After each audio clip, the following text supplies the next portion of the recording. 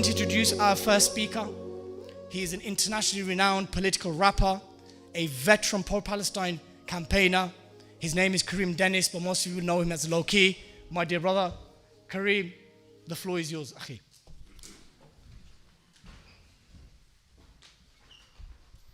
Thank you. Bismillah ar-Rahman ar-Rahim. Allah ينصر شعبنا بفلسطين وينتقم من كل الظالمين. Inshallah. The reason where we are today is Al-Aqsa. And it is important we have a clear-eyed perspective on what Israel's objectives are vis-a-vis the first Qibla. When we see footage of the ferocious assaults on Palestinians within Al-Aqsa, often it is presented to us decontextualized and out of any clear grounding in what the wider issue is. The wider issue is that for several decades, the political entity of Israel, the Ministry of Culture and the Ministry of Education have been funding a movement with the explicit stated objective of replacing Al-Aqsa with a temple. The belief is that this temple existed 2,000 to 3,000 years ago and is a perfect example of what Yusuf al-Kabir called militant archaeology. These organizations are so deep in their understanding of what they will do to Al-Aqsa that they have built models of how Al-Aqsa will look after it has been demolished and replaced with this temple. They have a massive gold menorah next to the Wailing Wall, which the intention is for that to be installed. This funding has not only come from the Israeli Ministry of Education and the Israeli Ministry of Culture, it has also come from the Deputy Defense Minister within the Israeli regime. You've even seen funding for this organization come from Henry Swiker. Now, Henry Swiker is a billionaire who not only funded that organization, but also funded Tommy Robinson, the David Horowitz Freedom Center, which employed Tommy Robinson in this country. The Temple Mount movement, as it's known, is led by Yehuda Glick, who is formerly of Israeli intelligence. They have widespread support, including from the Israeli ambassador to Britain. Now you may ask, what relation does this have to Gaza? The answer is in 2021, Ma'arakat Sayf al-Quds. During that period, you had established a deterrent force in Gaza which directly confronted Israel's attempts to take over Al-Aqsa. For that very reason, there are two key aims of this current war on Gaza. Number one, that is disabling the deterrent force that comes from Gaza. And number two, that is expanding and achieving the maximalist, fantastical aims of Greater Israel and pushing those Palestinians from Gaza into the Sinai Desert. These are the two objectives. The threat against Al-Aqsa, of which there is complete clarity about not only throughout the region but also throughout the world, less so in this country, is that within the next 5 to 10 years, those steps will be taken. What is the pretext that Israel will use for the destruction of Al-Aqsa? Will it be that there are weapons within one of the masajid and there has to be shelling of that location? Will there be another pretext that Israel will use? There is clarity amongst Palestinian forces in the region that this is Israel's end game. And ultimately, we are in a position where we can say that our great-grandparents' generation, they lost Yafa and Haifa. Our grandparents' generation, they lost Al-Quds and Gaza. Our parents' generation, they won back Gaza and South Lebanon. Will we be the generation that loses Al-Aqsa? Never! These are the stakes. These are the stakes. And they are deadly, deadly serious and very well organized, sophisticated, and well funded. When you look at this organization, the Temple Mount movement, the most well-known organization within them is the Temple Institute. And their information and their intentions towards Al-Aqsa are very well documented and available on the internet. Now, the relationship between this organization and the alleged state of Israel is so close that according to an Israeli army investigation of 2013, conscription an alternative to conscription can be taken by women with Israeli citizenship to join that organization rather than joining the army. Do you understand what I'm saying to you? That the political unit is facilitating membership of an organization that wants to destroy Al-Aqsa rather than joining the military, and has been doing so for at least a decade. This is major and this is serious. Unfortunately, within this country, we have seen a very successful campaign to silence people's ability to speak about what is happening with clarity. But let's be clear. According to UN Resolution 3246, armed resistance against foreign occupation is a right. It is legitimate for any group of people that are exposed to a foreign military occupation. And while we currently are within a political unit that defines Palestinian armed resistance as terrorism, we have a government that represents ostensibly around 67 million people. Okay, fine. The US government has the same position. Ostensibly, they represent 340 to 360 million people. Okay, fine. The European Union has the same perception. Japan has the same perception. What about a country like Switzerland? Who is more neutral than Switzerland? The Swiss government represents around 10 million people and does not designate Palestinian armed resistance as terrorism. The Turkish government represents 80 million people and does not designate Palestinian armed resistance as terrorism.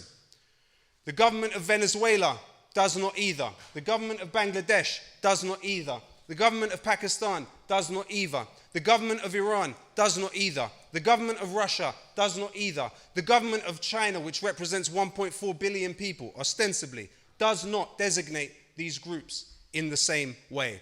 Therefore, we can say that the vast majority of humanity are represented by governments who do not perceive this issue in the same way. They do not perceive Palestinians resisting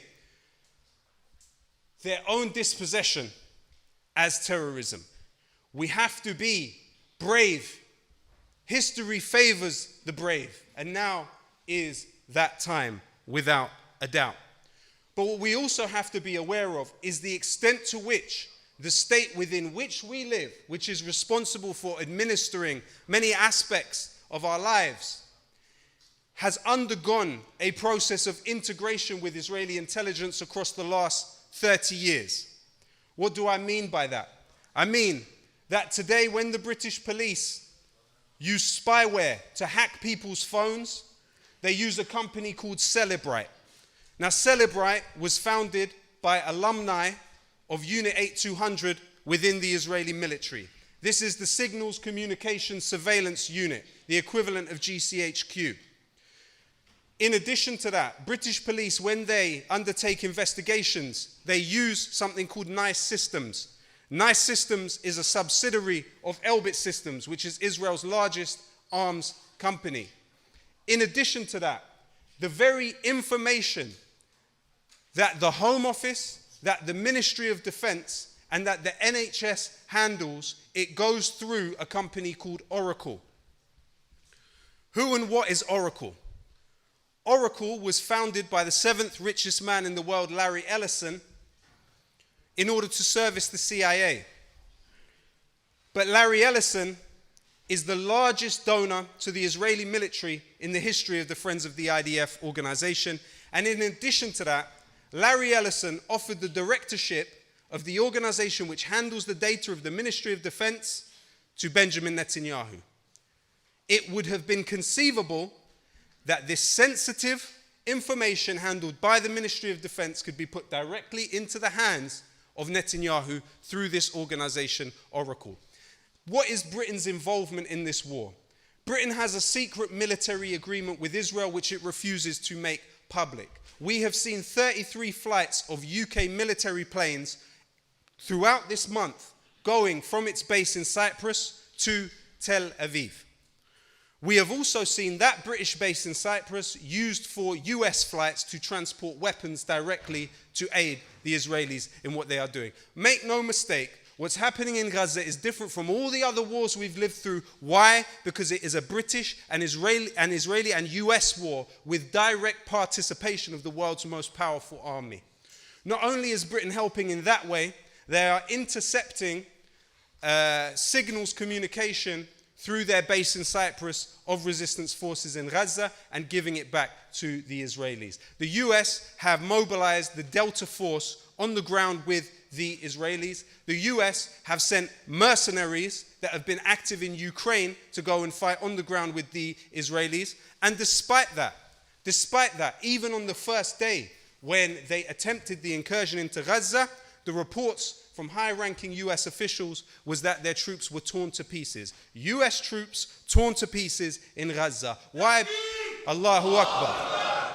Because this is a US war. That's what has to be understood very clearly by all of us here. That the United States and Britain and Israel operate as a trilateral security state. Now, in the case of where we are operating in a state which operates hand in hand with Israel. However, there are ways in which loopholes can be found in the law of the land here. So Britain is a signator to the Arms Trade Treaty, which states that if you have any reason to believe that your arms export could be used for a violation of international humanitarian law, then you must not take that decision to export those arms. Therefore, you have a legal case for the shutting down of Israeli arms factories which exist in this society. And it is something that organizations like Palestine Action have been doing for several years. You have seen hundreds of times arms factories in this country that directly supply the Israeli army over the last 3 years shut down. And 2 of those sites have been permanently vacated, including the headquarters of Elbit Systems in Keir Starmer's constituency of Holborn. Including in Oldham, you had a subsidiary of Elbit Systems which was shut down and permanently vacated and sold at a loss by that company, thanks to these forms of operations. And when people have entered the court, they have made the very clear argument that criminal damage to avoid war crimes is no crime. And in the vast majority of the cases, around 96% of the cases, you have seen people found not guilty and acquitted. Ultimately, right now, the Israel lobby and the Home Office are attempting to apply pressure to not only the police, but also the CPS to pursue prosecution of those of us that support Palestine. And you are dealing with the very integrity of these governmental institutions. There is a battle for the soul of these institutions happening right now on the issue of Britain's willingness to be servile to Israel. And so those who take these actions against these arms factories are protected to some extent by the juries that they will be put in front of. Remember that you are not only with the majority of humanity. I think it's safe to say that even a sizable proportion of this population are on the side of the Palestinians. And so if you enter a court accused of preventing war crimes by shutting down a factory, you are likely to find yourself in front of a jury that will no doubt sympathize with you. What is also essential to understand is that this community, whether it's Luton or other communities around Bedford, you have the presence of arms factories that are directly supplying the Israeli military. Now, however, maximum pressure can be applied to those places. It should be applied. That doesn't mean that everybody needs to take any form of legal risk. It means that work in ways to apply maximum pressure. That could be making pamphlets which you hand out to the local people around the factories. That could be you set up a stall in local towns to show people what is happening in those factories. But maximum pressure must be applied to these pressure points. What Israel perceives in this society as expressions of strength are actually pressure points that when a small amount of energy is pushed towards them, sometimes they react like an open door. Now, just before I finish, there is one last point that needs to be emphasized. While this great outpouring of support will be welcomed by billions across the planet, you also have those that will now be procuring funding to specifically psychologically manipulate, suppress, subvert this energy, and particularly in our community. There are organizations that are currently being pushed into schools with the sole purpose of trying to quell this energy. One such example is an organization called Solutions Not Sides. Now, many of you may have heard of this organization, but it is active in British schools now on the basis of dealing with anti-Semitism and Islamophobia. But actually it is there in order to beautify the image of Israel. This organization shares funders with settlements, illegal settlements in the West Bank. It shares funders with the Friends of the IDF, shares funders with the Conservative Party, and it shares funders with Keir Starmer also. This organization, Solutions Not Sides, was started by One Voice, which is an anti-BDS organization in the States, which describes its own activity as the best way to undermine the campaign to boycott, divest, and sanction Israel.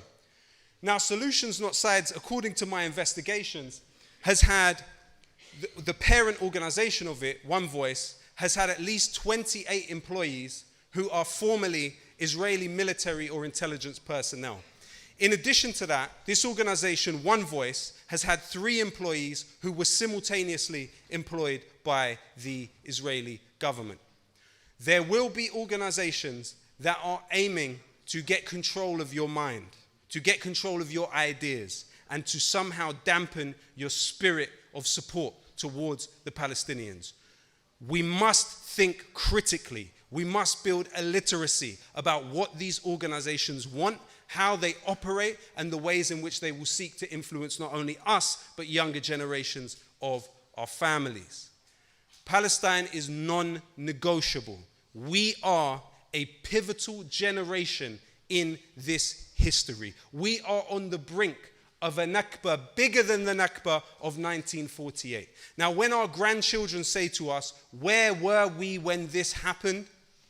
I don't want to say that I wasn't in jail or dead. Do you understand? These are the stakes. These are the stakes. Thank you.